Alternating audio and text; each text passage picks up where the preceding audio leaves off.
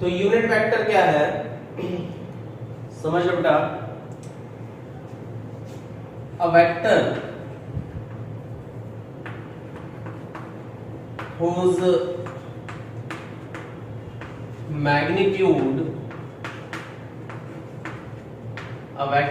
magnitude is unit,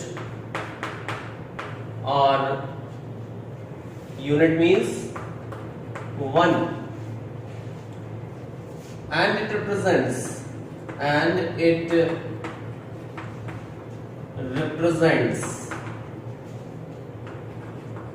direction.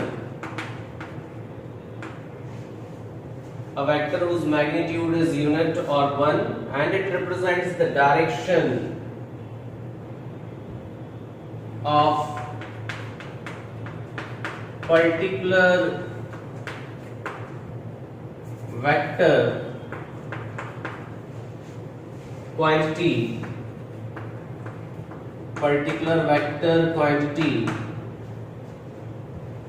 called a unit vector, ठीक है। तो एक यूनिट वेक्टर क्या होता है, एक यूनिट वेक्टर होता है a vector whose magnitude is unit or 1 and it represents the direction of a particular vector quantity called a unit vector, is it? तो यूनिट वेक्टर जो है वो कोई एक ऐसा वेक्टर है जिसका मैग्नीट्यूड 1 है और वो किसी एक पर्टिकुलर क्वांटिटी की सिर्फ डायरेक्शन बताता है। It is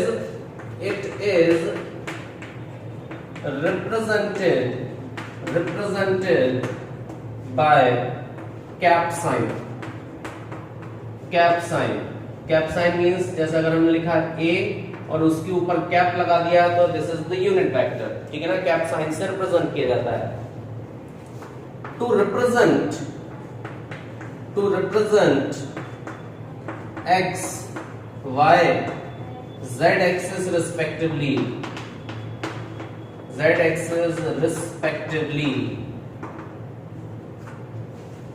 we use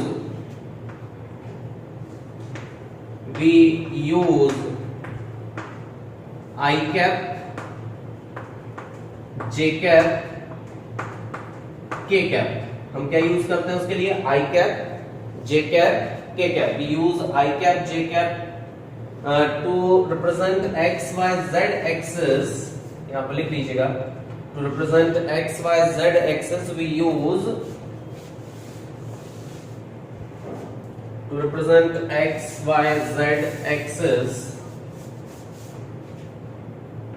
we use I cap, J cap, K cap respectively, ठीक है ना। हम इस तरह से उनको यूज करते हैं। तो I cap, J cap और K cap का हम रेस्पेक्टिव यूज करेंगे, ठीक है ना। x एक्सिस को I cap से, y एक्सिस को J cap से, z एक्सिस को K cap से। तो क्या कंडीशन बनने वाली है, देखिए जरा यहाँ पर कि अगर हमारे पास ये है I cap, y एक्सिस को रिप्रेजेंट कर रहे हैं J cap से और z एक्सिस को रिप्रेजेंट कर रहे हैं बेटा किससे, K cap से, ठीक है। तो ये x एक्सिस हो गई, ये y एक्सिस हो गई और ये z एक्सिस हो गई। अभी अपन समझते हैं, हालांकि हमने पहले भी बताया है आपको। अब I cap, J cap, K cap हमने ये लिख दिया। अब इसके अलावा हम और क्या कर सकते हैं जरा समझ लें। सिंस अ वेक्टर जो होता है उसमें दो चीजें होती हैं, हमने पहले भी पढ़ा है, मैग्नीट्यूड होता है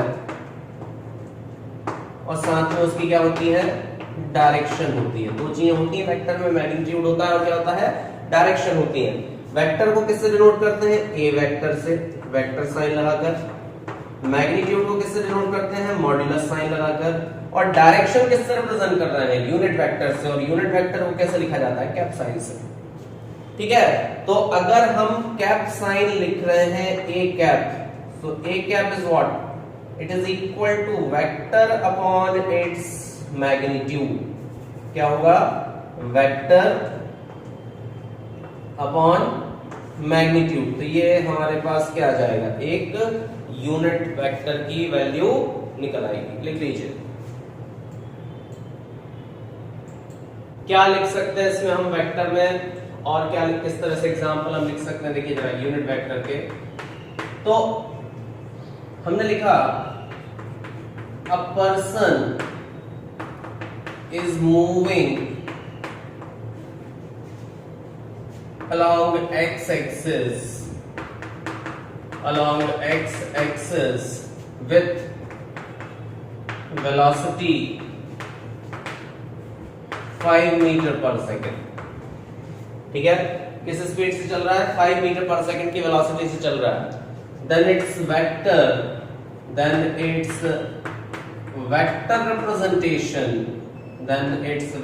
representation अगर हमें वेक्टर रिप्रेजेंटेशन करना है इस केस में तो किस तरह से करेंगे? हम लिखेंगे वेलोसिटी जो कि वेक्टर है, उसका मैग्नीट्यूड कितना है? 5 and it is moving towards along positive x axis तो इसको हम क्या लिख देते हैं? 5 i cap। दैट मींस ये हो जाएगा v vector is equal to 5 i cap metre per second.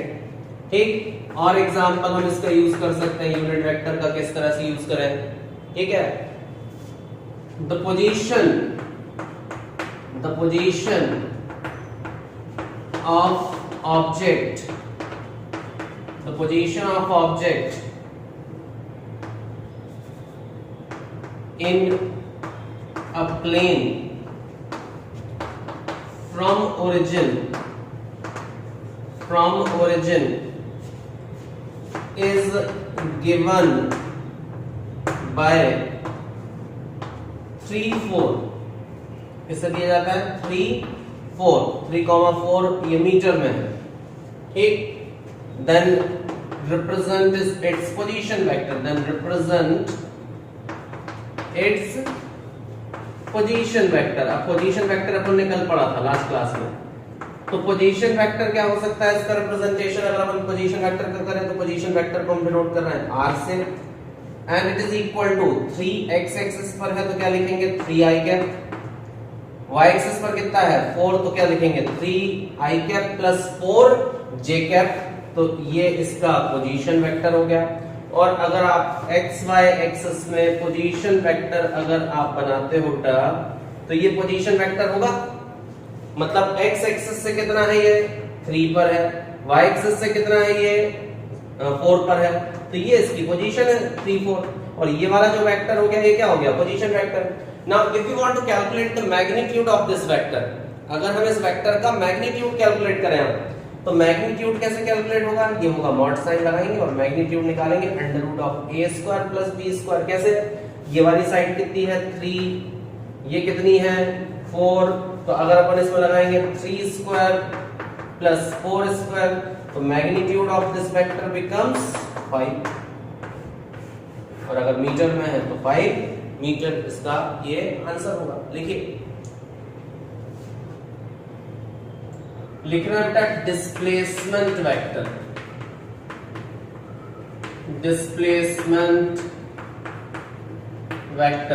कौन सा वेक्टर है? Displacement vector.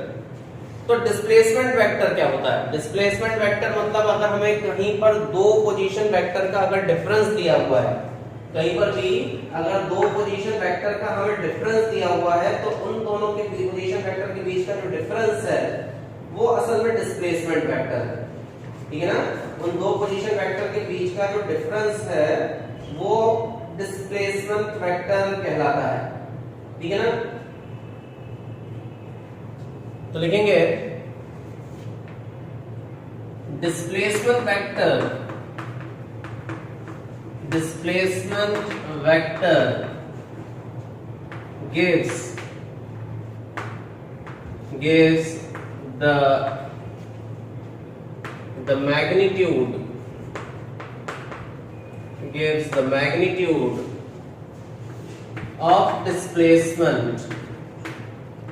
gives the magnitude of displacement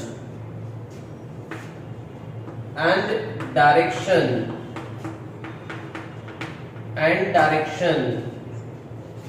between two points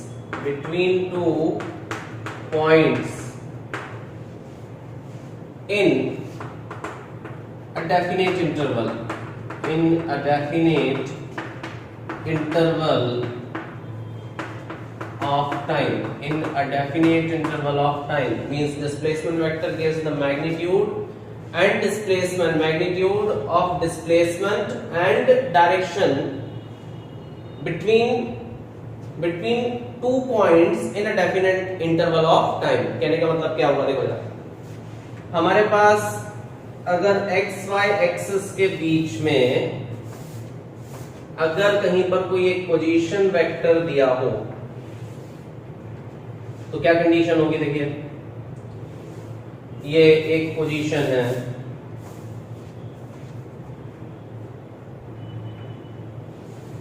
ये फिर बाद में इसकी पोजीशन ये होगी, मान लो पहले अगर वो रहा होगा, वो यहां कहीं इस पॉइंट पर रहा होगा, पॉइंट है ये A, अच्छा इस A पॉइंट पर इसकी पोजीशन थी A1 B1, ठीक है, तो ये एक पोजीशन वेक्टर है। फिर बाद में जब ये यहां पहुंच गया तो इसकी पोजीशन हो गई A2 B2 और ये पोजीशन आ गई क्या B। तो एक पोजीशन वेक्टर है R1 और एक पोजीशन वेक्टर है क्या R2। तो R1 और R2 के लिए अगर अपन यहां पर लिखेंगे तो ये वाली पोजीशन हो जाएगी ओरिजिन, ये x और y एक्सिस के बीच में हमने बनाया। तो असल में डिस्प्लेसमेंट वेक्टर क्या है, the difference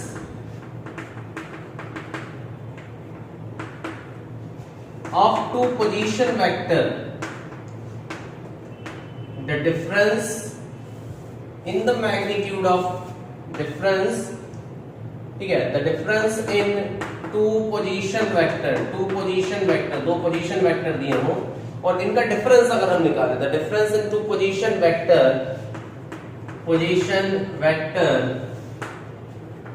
gives displacement vector। तो डिस्प्लेसमेंट वेक्टर ये बता देता है, तो पोजीशन वेक्टर का जो डिफरेंस है वो डिस्प्लेसमेंट वेक्टर बताएगा। कैसे, अगर हम लिखें पोजीशन वेक्टर इनिशियल या फर्स्ट पोजीशन वेक्टर, तो फर्स्ट पोजीशन वेक्टर क्या होगा, दिस इज R1 और R1 की वैल्यू कितनी हो जाएगी A1 I cap plus B1 J cap. तो A1 I cap plus B1 J cap, ठीक है, तो A1 I cap plus B1 J cap, ठीक है। फिर सेकंड पोजीशन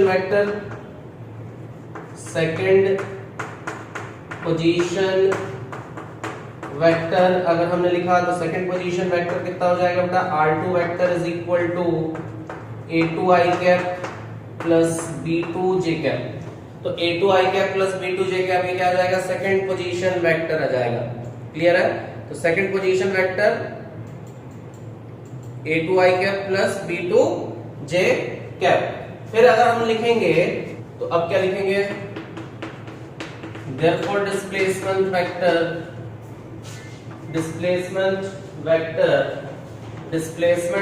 अगर हमने लिखा तो डिस्प्लेसमेंट वेक्टर होगा delta R vector and it is equal to R2 minus R1। अब क्या है जरा डिस्प्लेसमेंट वेक्टर समझना जरा, R2 माइनस R1 है और R2 माइनस R1 में हम इसको यहां से लेके यहां तक, मतलब A से B गया ना, तो ये हमारा डिस्प्लेसमेंट वेक्टर है, ठीक है, ये हमारा डिस्प्लेसमेंट वेक्टर है। भाई ऑब्जेक्ट यहां से यहां गया तो आप डिस्प्लेसमेंट वेक्टर ऐसा लिखोगे, ठीक है।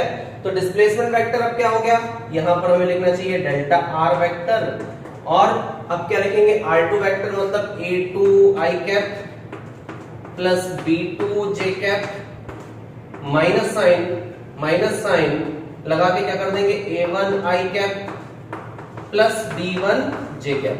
लिखो जरा इसको, फिर इसके बाद आप चलिए देखते हैं क्या कंडीशन बनी कि जो डेल्टा R वेक्टर आया उसको अब अपन क्या कर देते हैं I कैप को एक साथ लिख देते हैं।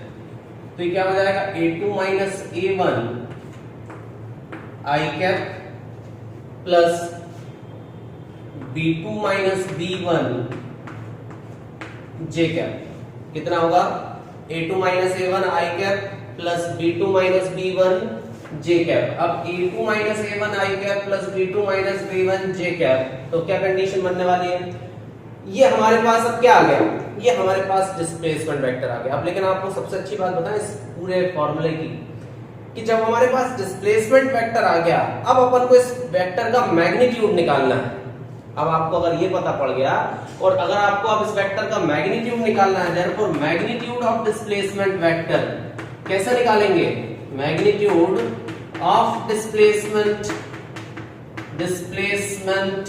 वेक्टर, तो इस वेक्टर का मैग्नीट्यूड, क्योंकि एक आई कैप पर है और एक जे कैप पर है, तो आप इसका मैग्नीट्यूड बहुत आसानी से निकाल सकते हैं, जो कि आपको नॉर्मल मैथमेटिक्स से सॉल्व करने में बड़ी दिक्कत होती है। कैसे?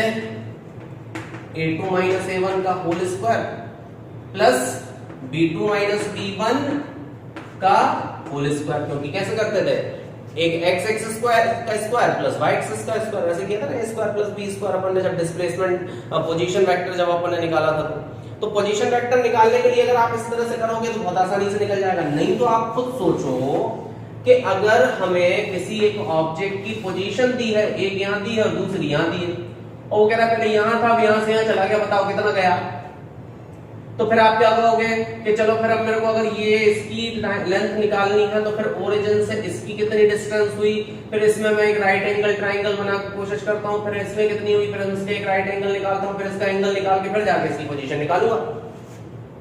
जबकि ये तो सिंपल सीधा सीधा सॉल्व हो रहा है, ठीक है ना? तो ये एक प्रकार का डिस्प्लेसमेंट वेक्टर जो है, उससे हम डायरेक्ट वैल्यू किसी भी एक ऑब्जेक्ट की कैलकुलेट कर सकते हैं। लिख लीजिए, यहां पर एक क्वेश्चन सॉल्व करेंगे। If initial position of object was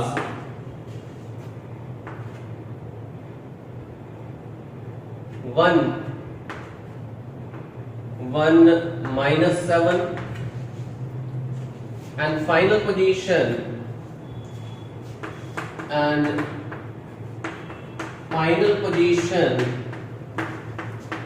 of object is, final position object की अगर हमने लिखी, final position of object is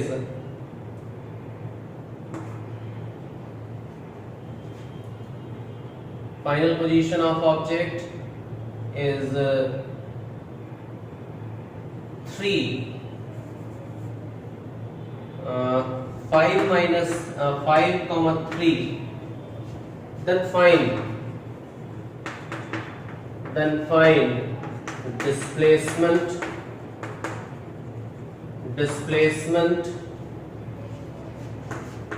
vector and magnitude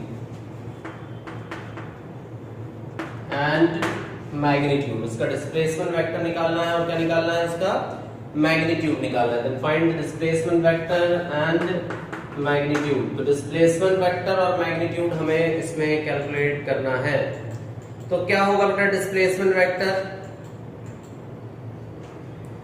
तो डिस्प्लेसमेंट वेक्टर हो जाएगा r1 vector is equal to initial position. तो initial position क्या होगी, I cap minus 7 J cap, ये ध्यान रखना माइनस में है वो, और r2 फाइनल पोजीशन क्या होगी, final position is 5 I cap plus 3 J cap, ये होगा 5 आई कैप प्लस 3 जे कैप। देयरफॉर डिस्प्लेसमेंट वेक्टर, तो जो डिस्प्लेसमेंट वेक्टर आना चाहिए वो आना चाहिए delta R, and delta R is what, it is r2 minus r1, और r2 माइनस r1 में हम बेटा इसको सॉल्व कर लेते हैं, डायरेक्ट लिखते हैं इसकी वैल्यू को। फाइनल r2 मतलब ये वाला, तो 5 माइनस क्या होना चाहिए 1, 5 माइनस 1 आई कैप में से आई कैप माइनस होगा, जे कैप में से जे कैप माइनस होगा, तो 5 माइनस 1 यहां लिखेंगे, ठीक है, और 5 माइनस 1 और मैग्नीट्यूड इसमें प्लस यहां लिखेंगे कितना r1 के लिए लिखा जाएगा, ये होगा बेटा 3 minus minus plus 7 J cap. तो ये कितना आ गया 4 आई कैप प्लस 10 जे कैप, और 4 आई कैप प्लस 10 जे कैप अगर आप निकालते हो 4i cap plus 10j cap अगर आप निकालते हो तो जो इसका मैग्नीट्यूड आएगा it is root of 4 square plus 10 square, ठीक है ना, मींस ये हो जाएगा रूट 116। सॉल्व कर लेना इसको, है ना। वो वेक्टर है इक्वल वेक्टर, इक्वल वेक्टर, ठीक है ना। इक्वल वेक्टर मतलब एक प्रकार से अगर आप कहोगे कि अगर दो वेक्टर का मैग्नीट्यूड इक्वल हो और सेम डायरेक्शन में हो तो उनको हम इक्वल वेक्टर बोलते हैं। Two vectors of equal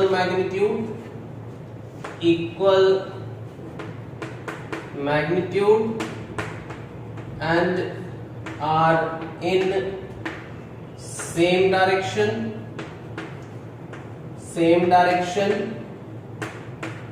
called equal vector। मतलब दो वेक्टर हो, सेम मैग्नीट्यूड के हो और साथ में सेम डायरेक्शन में हो तो उस कंडीशन में हम उनको क्या बोलेंगे, इक्वल वेक्टर बोल सकते हैं। क्लियर हो गया। दूसरा हो सकता है अपोजिट वेक्टर। इक्वल वेक्टर मतलब सीधी सी बात है कि दो वेक्टर हैं, एक वेक्टर है दूसरा वेक्टर है, एक वेक्टर ए वेक्टर दूसरा vector B vector, both are of equal magnitude and are in same direction, तो उनको हम क्या बोलेंगे, इक्वल वेक्टर बोल देंगे, ठीक है ना। लेकिन अगर मान लो इन्हीं की डायरेक्शन अलग अलग होती तो वो अनइक्वल वेक्टर होते हैं, ठीक है ना। क्या होता है, अगर इन्हीं की डायरेक्शन अलग अलग होती तो वो अनइक्वल वेक्टर में कहलाते हैं।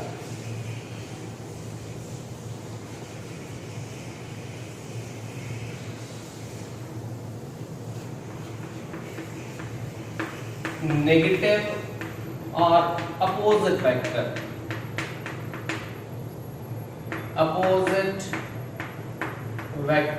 नेगेटिव वेक्टर और उन्हीं को क्या बोलते हैं, अपोजिट वेक्टर। तो two vectors of equal magnitude but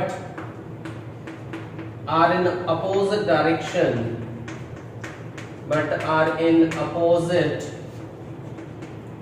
direction, लेकिन उनकी डायरेक्शन कैसी हो, अपोजिट हो, called opposite vector।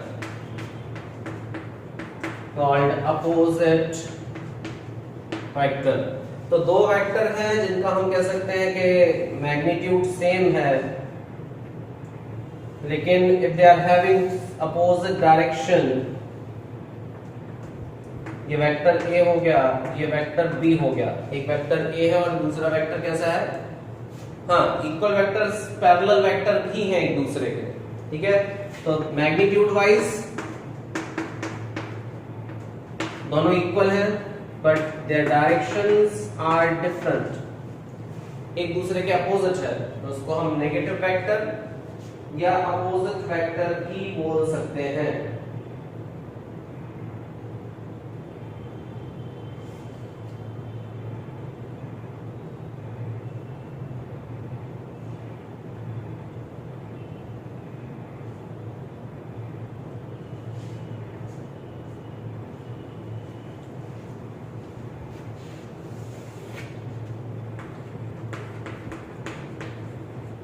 Collinear vector, तो कोलिनियर वेक्टर कौन से वेक्टर होंगे, जो एक ही लाइन में हो सकते हैं, एक ही लाइन में होंगे,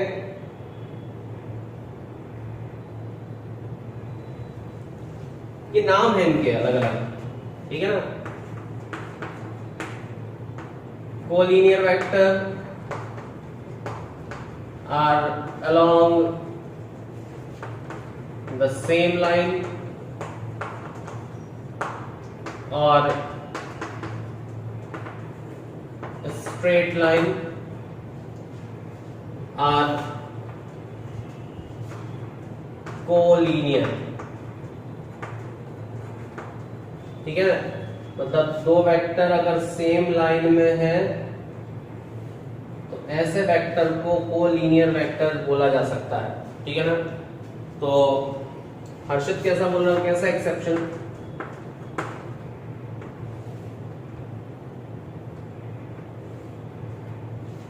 ये कोलिनियर एक ही डायरेक्शन में चलते हैं।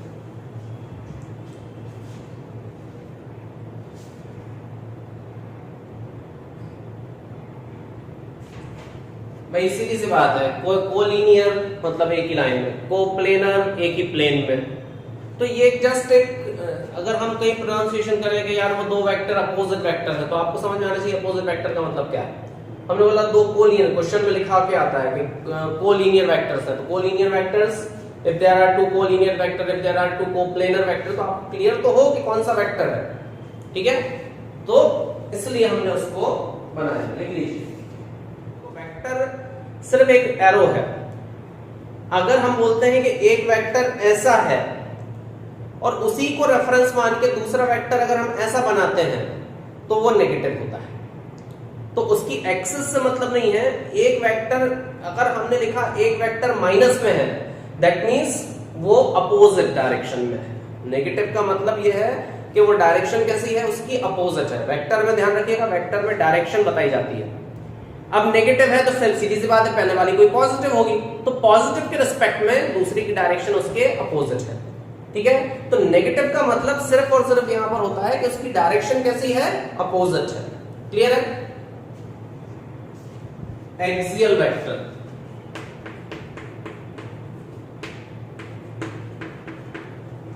कौन सा वेक्टर है? Axial vector. एक्सियल वेक्टर का मतलब क्या है? तो एक्सियल वेक्टर का मतलब क्या है? एक्सियल वेक्टर आप समझ रहे होंगे कि एक्सिस पर होता होगा, ठीक है ना।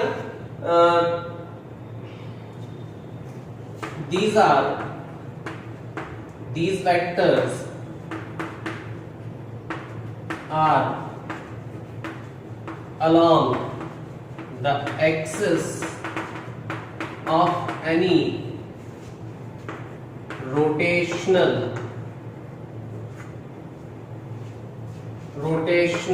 effect, are along the axis of any rotational effect, किसी रोटेशनल इफेक्ट की एक्सिस पर ये वेक्टर होते हैं, along the axis of any rotational effect, और they are given by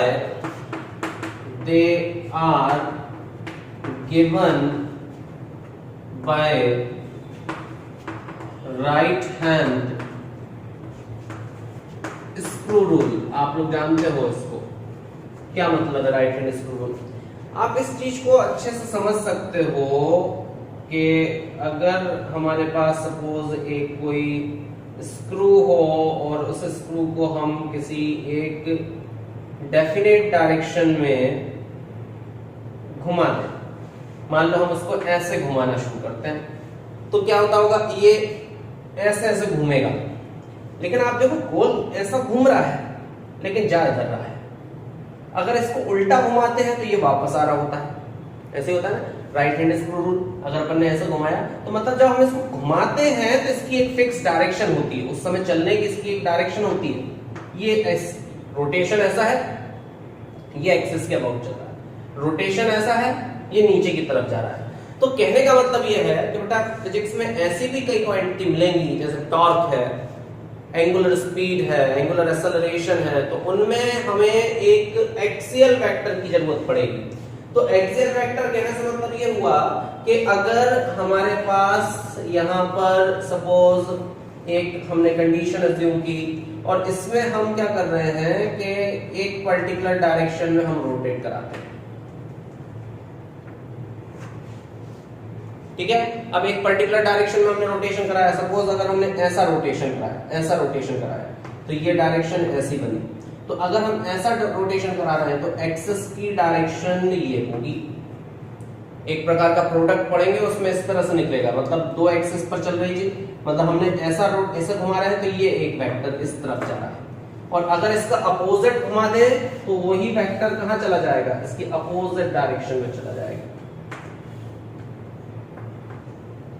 लेकिन क्योंकि ये सर्कल के एक्सिस पर है इसलिए इस वेक्टर को हम कौन सा वेक्टर बोल रहे हैं, एक्सियल वेक्टर बोल रहे हैं। अगर इसको ऐसा घुमाएंगे तो ये जो वेक्टर की डायरेक्शन होगी वो अपोजिट होगी, तो ये जो वेक्टर आएगा ये अपोजिट डायरेक्शन में होगा, ये इस तरह का एक्सियल वेक्टर बन जाएगा। लिख लीजिए